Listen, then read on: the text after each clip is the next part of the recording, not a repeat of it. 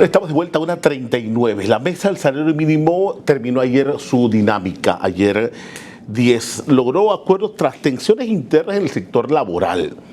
Por los bloques, obviamente, de los trabajadores que estuvieron allí, con UCI, CONATO. De hecho, recibí, creo que aquí, reporte de convergencia sindical que mostraba un desacuerdo casualmente con lo logrado en el día de ayer. Vamos a ponerlo en perspectiva en el sentido de esta dinámica que asegura las autoridades impactará a 400.000 trabajadores el tema del salario mínimo. Se estableció, para manejar un poquito más el concepto, como mínimo, en estas regiones, que aquí tengo los apuntes rapiditos, 59 tasas salariales que rigen 74 actividades económicas del país en 2 regiones, el base como mínimo $9.50. Quiero dar la bienvenida a la profesora Maribel Gordón Calderón con nosotros, economista catedrática, ha seguido muy de cerca y obviamente con nosotros ayuda a entender un poquito el panorama. Profesora, gracias por acompañarnos. Gracias por la invitación. A ver, yo vengo pensando el tema. Pero casualmente ahí el sector empresarial se sentó el sector laboral de los trabajadores.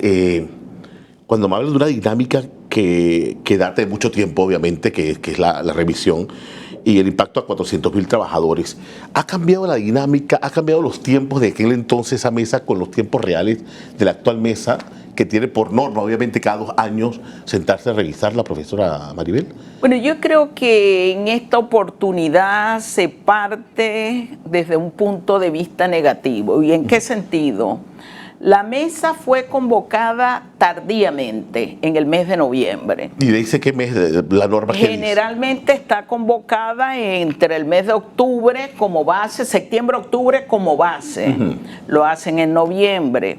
Lo hacen después que algunas organizaciones sindicales denunciaron que CONATO había sido tomada por el Ministerio de Trabajo. Así lo hizo saber quienes en ese momento estaban dirigiendo la organización como mandata sus reglamentos internos. Desde que se sentó, la ministra impuso la metodología. ¿Y qué impuso? No hay consulta a nivel nacional. El salario mínimo es nacional. Y yo creo que eso es importante que se sepa. Pero implicaba una dinámica de viajar al interior, a la provincia. Existían otras dinámicas que se pudieron realizar, pero no había el interés de un debate, de una discusión, de escuchar propuestas por los diversos sectores, tanto empresarial como sindical. Yo creo que eso también hay que tenerlo presente. Cuando se somete el reglamento de la Comisión Nacional de Salario Mínimo, el artículo 6 decía que los miembros de la comisión podían hacer propuestas, que era derecho y deber realizarlas. CONUCI presenta el día 3 de diciembre su propuesta.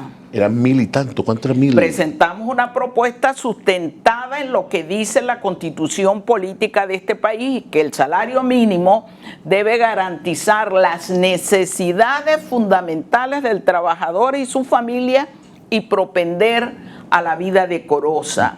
¿Cuánto cuesta satisfacer las necesidades? Que no es solo alimentarnos, porque la población está consciente que aquí además se requiere agua, vivienda, transporte, salud, y educación. Servicios que no están garantizados, pero eso es como los medicamentos, que hay que salir entonces a comprarlo del bolsillo. 30% del gasto de bolsillo es medicina. Imagínense. Porque ni la caja ni el MINSA garantizan.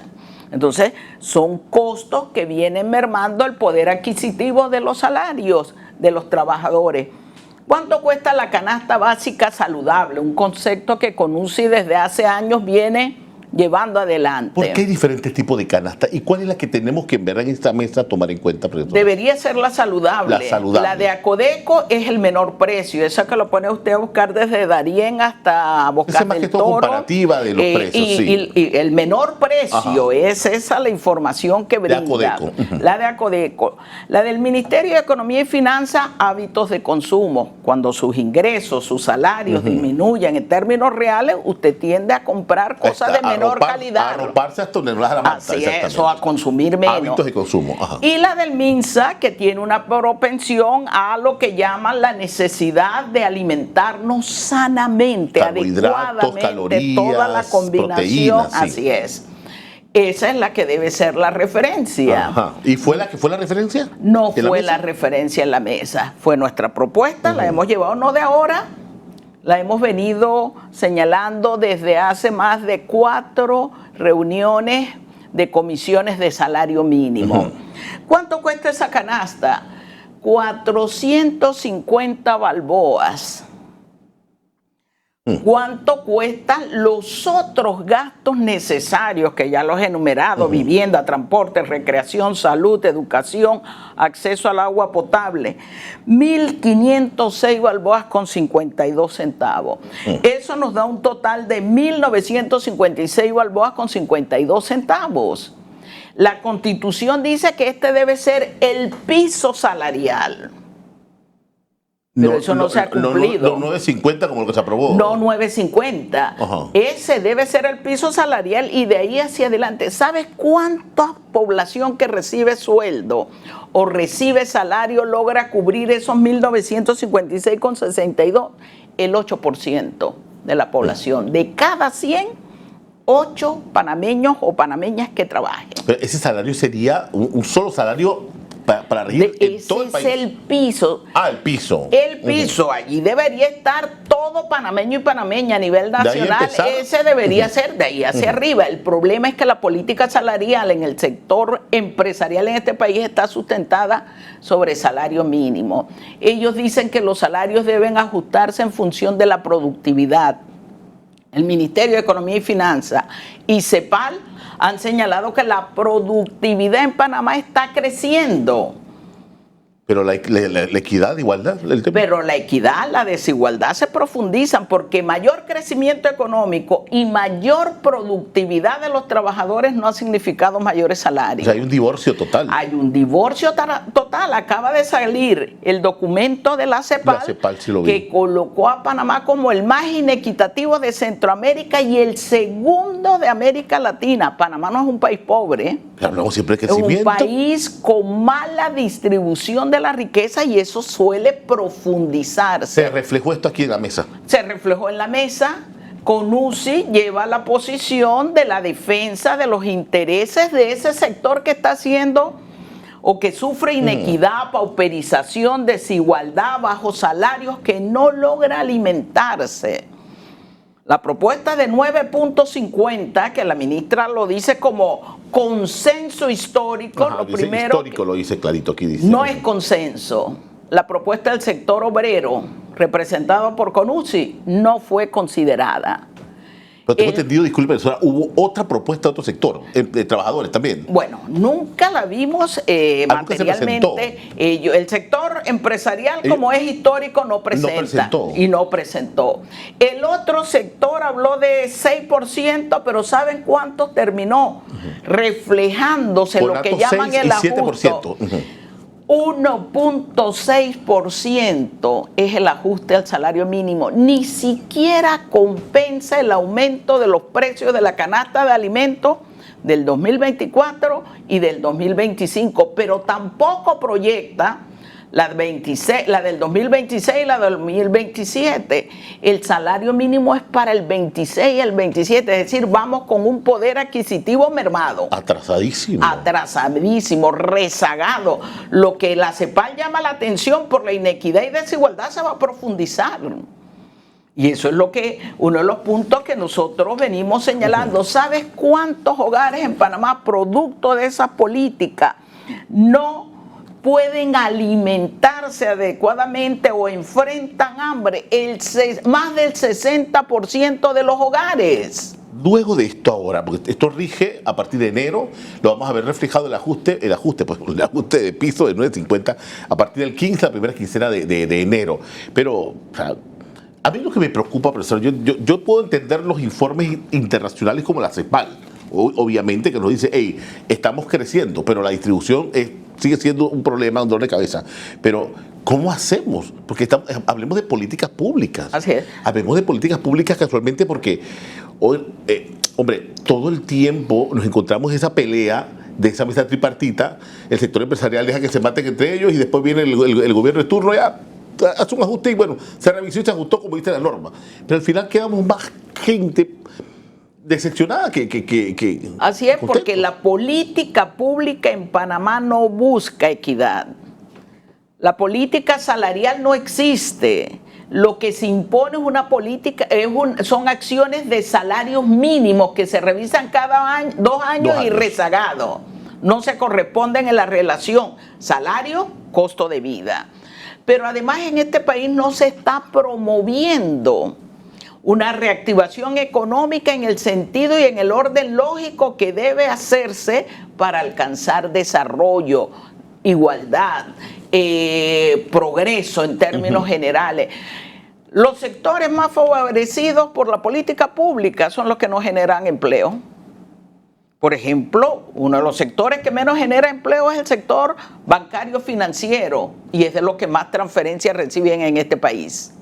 Con las leoninas tasas que tenemos que pagar los trabajadores, los que recibimos sueldo, allá hay un proceso que no se está atendiendo. Aquí no se activan los sectores productivos, agroindustria, biotecnología, innovación, investigación, que generan empleo. A ver, en este punto que estamos hablando, y empecé preguntándole 400.000 trabajadores bajo el régimen formal de salario mínimo, profesora, pero ¿dónde queda el tema de los renglones de los emprendedores, de los informales, Buena de la gente pregunta. que esa es otra? Por eso le pregunté cuando comenzamos si la dinámica laboral ha cambiado y si ha cambiado las políticas públicas, ese código de trabajo también están adecuadas a esa nueva dinámica, porque yo veo mucho emprendimiento, profesora, demasiado emprendimiento. Yo quiero, y como economista y con toda la responsabilidad que me cabe, un emprendimiento no es una empresa.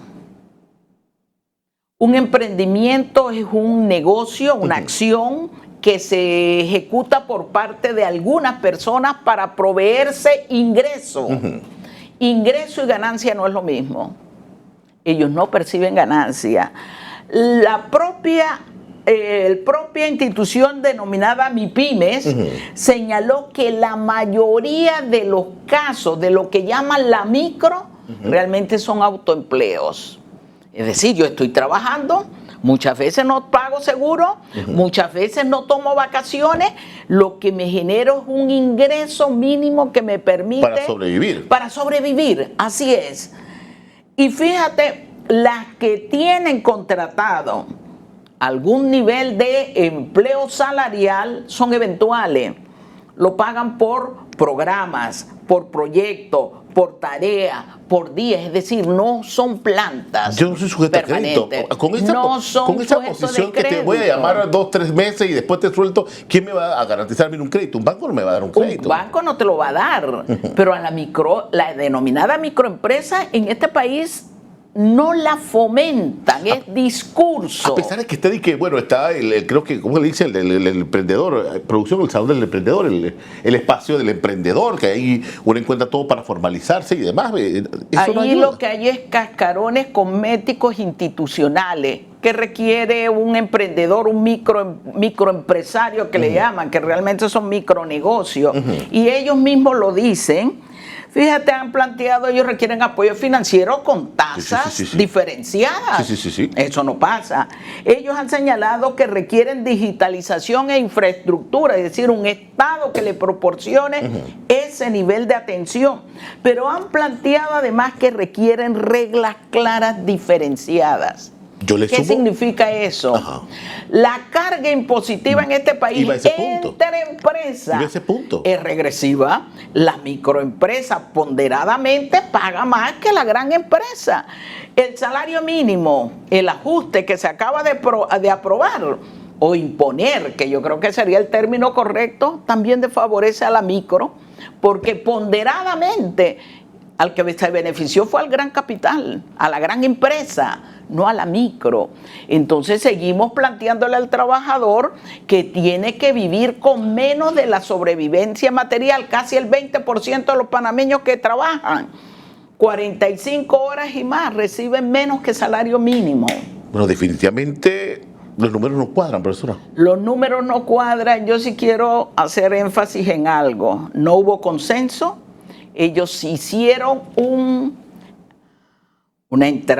entramado fuera de la mesa de la Comisión Nacional de Salario Mínimo. Y eso es lo que apareció en los videos, en los medios, cuando se denunció esa situación. Es decir, una mesa paralela en donde se beneficia al sector históricamente beneficiado, y lamentablemente hay un sector que yo no podría decir que es de obrero, pero estuvo allí ocupando un puesto que no le correspondía, que avaló esa propuesta. Bueno, aquí tengo Convergencia Sindical, no avala acuerdo del salario mínimo. Aquí tengo una nota de prensa también que nos mandó. CONUSI tampoco, y yo lo que quiero que se quede claro que allí no hubo consenso, pero en lo histórico sí, fíjate, es el ajuste del salario mínimo más bajo de la historia de los salarios mínimos en este país. Ese base del 9,50 centavos. 9,50 ¿Sería cuánto me dijo? 1.6%. Ese fue el ajuste. Nosotros haciendo los cálculos son 31 centavos diarios. No alcanzan ni para la taza de café. Exactamente. La taza con café. La con café cuesta 50, 60 centavos. Exacto, ni eso te alcanza. Y estoy hablando que de una familia de 4 integrantes, solo uno podría tomar ni media taza con café. Recapitulando, profesora, aquí repasamos la dinámica, repasamos los parámetros, repasamos las proyecciones, las políticas públicas y demás. Al final nos llama mucho la atención porque usted también, aquí junto con mi persona y con la audiencia, repasamos también dónde están en estos momentos parado el tema del emprendimiento, de los informales y demás. A mí me preocupa. ¿En qué sentido? En que muchos están tirando para allá porque, como usted dice, oye, de repente es para sobrevivir, pero uno quiere también que le deje algo de rentabilidad. Si yo pueda contratar a otra persona también. Claro, y se supone que esa debería ser la mecánica, pero sí, no lo está haciendo. Incluso a los que han puesto una serie de emprendimientos que llaman hoy, los expulsan, los corretean de sus espacios, le ponen mayores trabas. Eso implica que esa no es la política que se quiere implementar por parte de los gobiernos. Quedamos con más del 60% de la población empobrecida en este país. Es un irrespeto, un insulto. 9.50, mientras que, por ejemplo, a magistrados se les elevó el salario a 14,000 balboas. De un solo plumazo. De un solo plumazo. Sí. Y a otras autoridades. Entonces, ¿de qué estamos hablando? Un sector empresarial que tiene que mirar, y no lo hace, la necesidad de crear desarrollo económico en este país. Reactivar la economía requiere de salario digno, de salario justo, que es lo que permite adquirir los bienes a partir de la recuperación del poder de compra de los salarios perdidos. Sí, para esos 400,000 trabajadores, como usted dice, salarios dignos con trabajos formales, obviamente sujeto a crédito. Y el crédito mueve, ya todo el mundo lo sabe, profesora, usted como economista, obviamente, lo sabe que el crédito es el día a día del panameño. Sí, y se va a profundizar, pero ya no son sujetos de crédito. Bueno. Y ahí estamos. La CEPAL lo ha dicho, este país, y ya nosotros lo habíamos dicho desde hace mucho tiempo, sí. Este país no aguanta más inequidad social. ¿A dónde nos quieren colocar? Bueno. Profesora Maribel Gordón Calderón con nosotros. Profesora, gracias por acompañar, economista, catedrática, desde el punto de vista. Me comprometo a invitarla porque nos interesa conocer, Dios mediante, obviamente, esa propuesta de la fusión de los sistemas de salud. Me parece, así que vamos a estar advertimos, te recuerdo, ahí no hay integración, sino fusión. Espérame ahí un momentito, sentadita, tengo que ir con Elqui Sánchez porque los casos de alto perfil y lista de más buscados están en la mira de la Policía Nacional. Hoy habló casualmente el director de la Policía Nacional. Elqui Sánchez tiene el reporte. Luego de la medida cautelar impuesta a Héctor Brands, es diputado y es director de PAN Deportes, que principalmente se desarrolla en su aprehensión en una operación llamada Bávaros. Hoy conversamos con el director de la Policía Nacional, Jaime Fernández, quien destacó que se continuarán con otros operativos y allanamientos que involucran a personas de alto perfil. Veamos. Tenemos varios otros operativos que se van a estar realizando de alto perfil. Acaba de pasar otro operativo, por ejemplo, de peculado que se dio en el área del interior, hacia el área de la comarca Nove Buglé. En estos momentos están en el desarrollo, están terminándolo. Por lo cual la Policía Nacional, aparte de su operatividad de Navidad, que estamos desplegando más de 7.000 unidades más a la calle, entre esos administrativos que están dando esa milla extra, y asimismo los demás que también están dando la milla extra, vamos a continuar con los operativos que corresponden también de alto perfil y de lo demás. Para nosotros son operativos, somos el brazo auxiliar del Ministerio Público, no solamente en temas que tengan que ver con peculados o situaciones anteriores de enriquecimiento ilícito, sino temas de narcotráfico, microtráfico y demás que constantemente estamos desarrollando y constantemente vamos a terminar el año de manera fuerte desarrollando. Seguimos con los más buscados, estamos tras la pista de varios, no solamente en Panamá, sino fuera también, y tenemos varios identificados ya que vamos a pronto a dar la consecuencia de la captura.